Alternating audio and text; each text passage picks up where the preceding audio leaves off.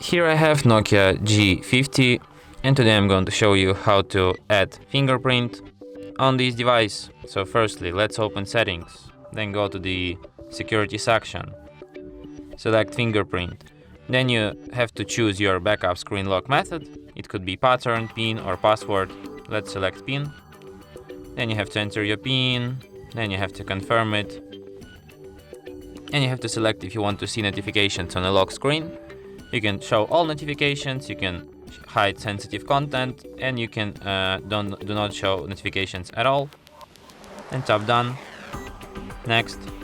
And now you have to find your fingerprint sensor here, which is located on your power button, and tap it with your finger several times until it remembers your fingerprint.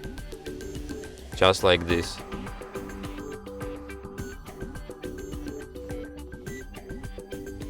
And that's it, fingerprint added. And now, for example, you can unlock your device without entering PIN code, but only with just your fingerprint. Or you can do not even push this button, you can just slightly touch it with your finger and phone instantly unlocks. And that's it. Thanks for watching. If you find this tutorial useful, don't forget to hit that like button and subscribe to our channel.